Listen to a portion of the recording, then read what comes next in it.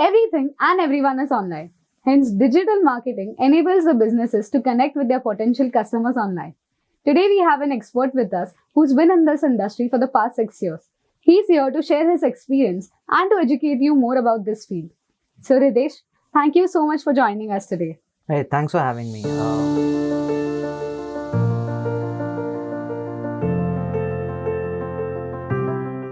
The first thing that I would like to ask you is what is digital marketing and what does a digital marketer do? So let's break this down, right? Hmm. There's digital and there's marketing. Marketing hasn't changed since forever. Marketing meant messaging, product, communication, messaging, etc. And digital is just a channel. You are enabling marketing through a digital channel. Digital is more like a medium. And the basic principle is I would essentially go where my audience is, right? If my audience is spending 4 hours in a mall, I'd probably go and chase them there. If they're reading newspapers, I'll probably advertise on newspapers. It just turns out that they're spending 8 hours on a phone. That's why digital is so much in demand at the moment. It's so heavy everywhere across different geographies. So I would like to find where my audience is. I'd go where they are.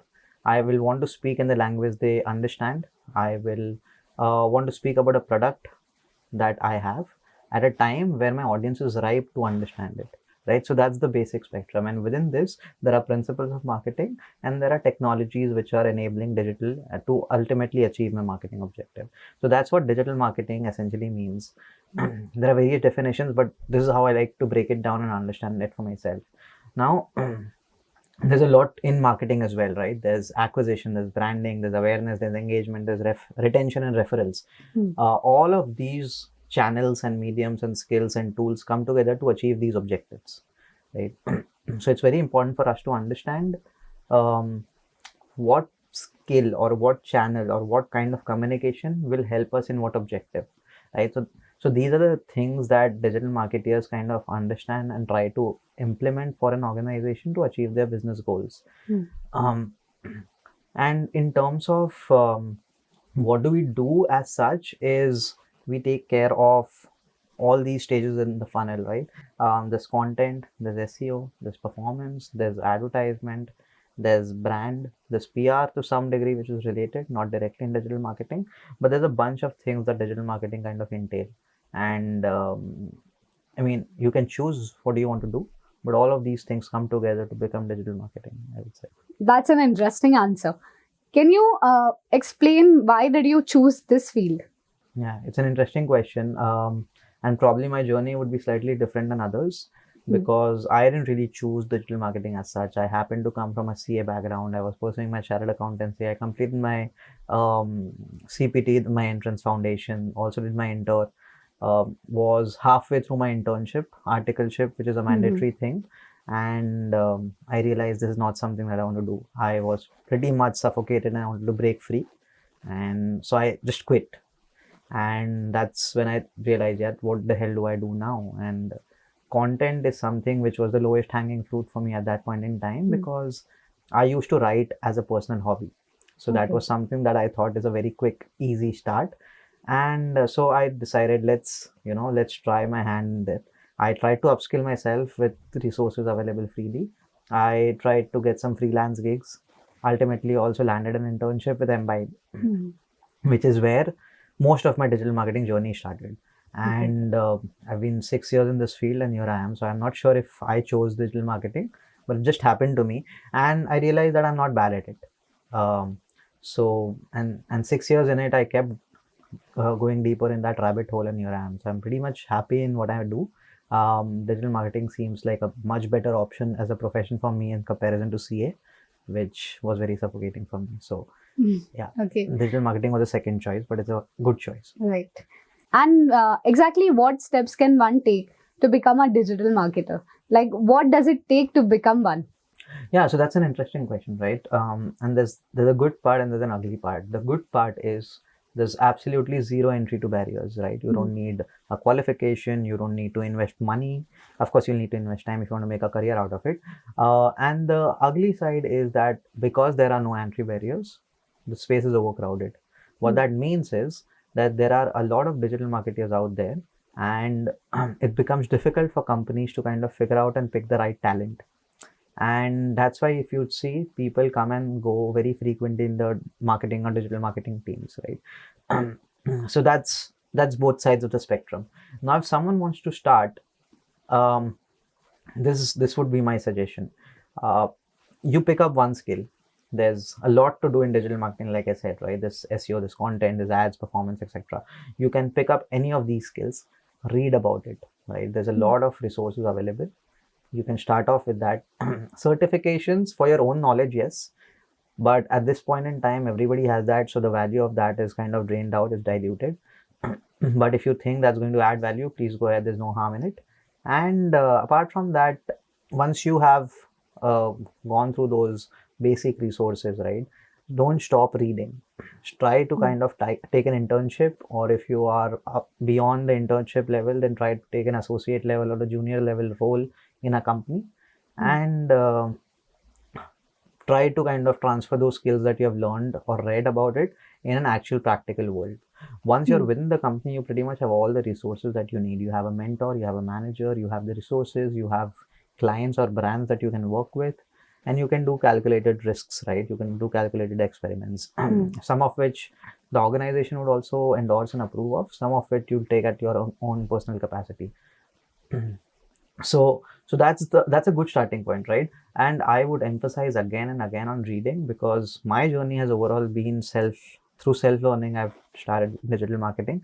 5-6 years I've been in this through my own understanding and reading.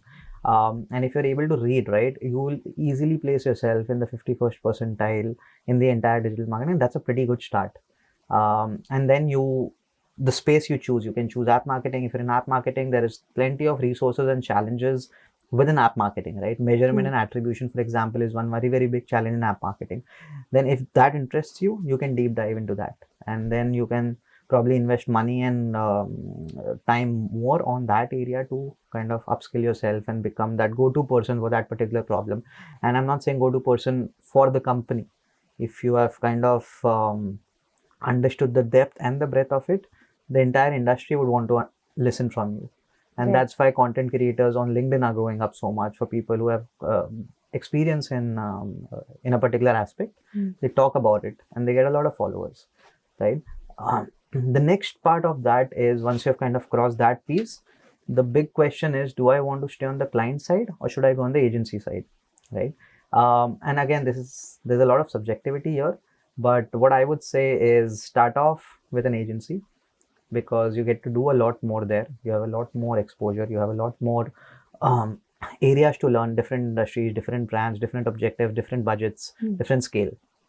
Once you have done that for 2, 3, 4 years, you then have a good understanding, and then you can recalibrate your decision. Do I still want to stay here, or do I want to move into client side? Now, within the agency side, you pretty much do more in terms of operations and execution. But on the client side, you'll probably manage more, and ultimately you will outsource your work to an agency. So that's a conscious choice that you'll have to make at that point in time. But to be a digital marketing manager, you have to first be a digital marketing associate.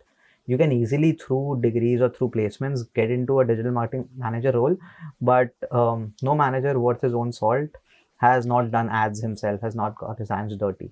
So I would definitely urge not to skip that step, even if it takes probably some more time, but that's critical in your journey ahead. So yeah, I think that's the answer. Right.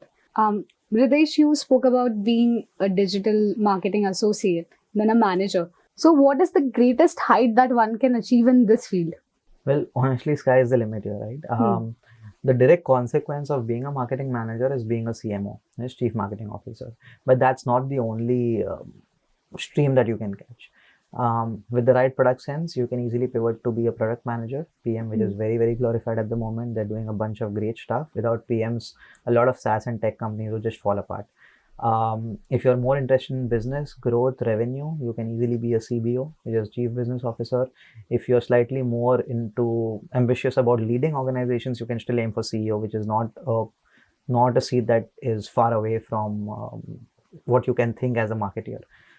If you're more interested in data and analytics, data science is something that you can move towards. Pretty much a very, very lucrative industry, high paying jobs, etc. If you're slightly creative, if you realize that I want to be in the creative space, content is something that you can explore. If you think I want to be on the strategy side, there's a lot of strategy that goes into marketing, right? At a senior level, strategy is more what you do in comparison to operations or execution or implementation. So there's a bunch of things that you can pick up and kind of run towards climbing up the ladder. And I wouldn't kind of limit the trajectory here. Sky is the limit, and you can pretty much do anything. I have a few peers who I have one peer who was interested in the creative side. He is now leading a content team. There's another peer of mine who's an engineer, started as a digital marketer, is now leading the entire revenue piece for an organization, which is a very big organization, right? There's another friend who is actually pursuing, he's upskilling himself at the moment to turn into a product manager. So people are doing a bunch of things, and the great thing about this is it's very, very simple to pivot, and nobody's going to stop you. So you can reach anywhere you want, and you can pivot. Ritesh, can you tell us what are some of the struggles that you faced as a digital marketer? Oh, I think two biggest challenges, and I think they still stay as a challenge for me today. The magnitude and the intensity has changed, of course, but design is something that has been a challenge for me. I have very less or little design sense. I can't distinguish a good design from a bad design. So that's been a constant challenge. Apart from that, because I don't come from a technological background, I'm not an engineer, technology is also something that acts as a barrier for me to progress on some aspects of it, right? But that doesn't necessarily block me from growing within the organization, right? So what happens, and this is something that I use as a strategy to grow, what you lack at is what you make stronger in your team. So design and tech folks are stronger within the organization. That'll be a collaborative effort and it'll solve the problem. But these are two struggles that I had. And I think probably I can extend the technological challenge slightly broader beyond myself, because not everyone is an engineer. Vast majority of the population is. If you have enough hunger and you're in the field for long enough, you'll ultimately end up getting some level of understanding, some level of knowledge and wisdom that enable you to talk with the product teams and the engineering teams to get the work done, right? So no company is going to disqualify as such because you don't have a technological background. There might be definitely some roles which require those skills, which you can park aside. You shouldn't focus on those. But for example, content, right, doesn't require an engineering degree or technological understanding. If you have, that can be an add-on, but nothing is stopping you to grow within that field. So these two were the biggest challenges, and ultimately it's a team effort, right? Digital marketing is going to ultimately be a team. So whatever you lack at, your team will fulfill, and then you have to collaborate and ensure that you then become a good team player and don't kind of restrict yourself that I don't want to learn these things. I would rather say that the things that you lack at, you should spend slightly more time there to kind of ensure that you also contribute and you don't become a dead weight for the team. Yeah, so the last thing that I would like to ask you, so as you know, the field of digital marketing has grown tremendously in the past 5 years. What do you think is the reason for this? So let's take a step back, right? Let's talk about India first. The internet penetration in metro cities is probably closer to 100%, but tier 3, tier 4 cities, probably internet is not accessible yet. Smartphones adoption is okay. Not sure what the numbers are. But the way I see is that the growth of internet, the growth of smartphones is one of the key reasons why the entire app ecosystem has grown. And because of the app ecosystem growing, people are spending a lot of time on the screen. And because they're spending on time on the screen, digital emerged as a channel, right? And because now people are spending a lot of time there, people are getting saturated with different formats. New formats are emerging. We started off with probably Tumblr or Orkut. Then we had Facebook. We had Instagram. Then we have Snapchat, then we have TikTok. So we are seeing the trajectory growing from text to images to personalized contextual content to probably videos now. And next could be completely virtual, which is where metaverse comes into the picture, right? So it's grown definitely. And how do we proceed is a speculation, right? But the way things are, let me give you another example. AI is making a lot of jobs redundant, and I can give you an example. Content. Earlier, maybe 2 years down the line, AI would allow me to write small pieces of content, a paragraph, a line of copy that I'll use in advertisement. Now it's allowing me to write essays, not just essays, it's allowing me to write books and resumes. So a lot of jobs go out of the window because of this. Another implementation of AI is designs. I can simply write what I want and the AI will pop up an image for me which I can directly use, right? And it's not just about manual efforts, it's about the delivery time. If I want to create an image, I'll have to first think about it, create a brief, put it to the designer, they'll create it, we'll review it, there'll be a lot of to and fro revisions, then we'll finalize. Here I can do all of this in 15 minutes, which is great. So I don't know how well AI will integrate in digital marketing. I don't know how these systems and technologies will accept this. Will this be treated as spam? Will this be accepted? Is something that we'll have to see. Another aspect of this is privacy. Privacy is becoming a big concern. And because of that, we have seen what's happening with Facebook and Apple. Facebook ad revenues are going down. Apple is trying to build its own ad ecosystem to increase its revenue. And because Apple has restricted a lot of data collection, Facebook ad platform is becoming weaker. Because in US, for example, the number of or the percentage of people who have Apple devices versus non-Apple devices is significantly skewed, right? High proportion of people there have Apple devices, and that essentially makes the entire Facebook ad platform irrelevant for me if I'm not able to target the right people. So what happens next? The people are demanding more privacy. That means that I'll not be able to track your internet behavior. I'll not be able to do the fingerprinting that I can do at the moment. Cookieless is the place where we are moving towards. What solutions tech companies and through innovation, we're able to find out. How do I still measure my ROI in marketing dollars in a cookieless world, right? So these are a few challenges that I see. And because there are challenges, people will chase them, people will find a solution, and then new opportunities will emerge. So it's a very big speculation. Metaverse, people are investing. I think big brands, H&M, I'm not sure which other big brands, but a few big brands have started investing in Metaverse. I don't know how that will play out and that will be adopted in India in terms of marketing, but that's a place that I definitely see marketing managers spending more time on, investing more dollars. And Metaverse is spending, I don't know, $10 billion to build the future. And Facebook has, or Meta has, a reputation of turning whatever they touch into gold. So that's something that can probably happen again. It's a big bet, but that's what innovators and visionaries do.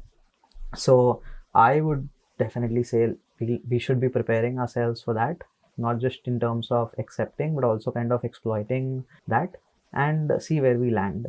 I'm pretty sure there's a lot more here. I'm barely scratching the surface, and it's a pretty loaded question as well. So that's what I can think of at the top of my mind for the moment. Right. You gave us a great insight into what is digital marketing. And you also spoke about metaverse, which is also very interesting, to be honest. What advice would you like to give all the aspiring digital marketers who are watching this podcast right now? Well, I would say that to reach somewhere, you'll have to start. So, and when you start, you'll see a lot of challenges, but the first step is the most difficult one. Once you take that first step, things become clearer. Because of that, it becomes easier as well. So have the strength, have the courage, and kind of encourage yourself and motivate yourself to take that first step. And as a person from the industry, I would definitely say that this is not going to cause any harm to you. Enough free resources available to start off. If you're able to read, I don't know, half an hour a day on digital marketing for the next 3 months, you'll easily be able to apply for associate level roles in good companies. That's a pretty good start. 3 months for a role. It's gold. It's a golden mine. So I think that's my recommendation. So read, do it, get your hands dirty, and hustle till the time you reach there. So and that's how it's been for me, and I endorse that as well. Ridesh, thank you so much for joining us today. If you guys have any kind of doubts or queries, you can leave them in the comment section below. We'll try to get back to you as soon as possible. And if you like this video, do leave a like and subscribe to Letstute for more such content. I'll see you next time. And until then, Keep learning and keep growing with Letstute.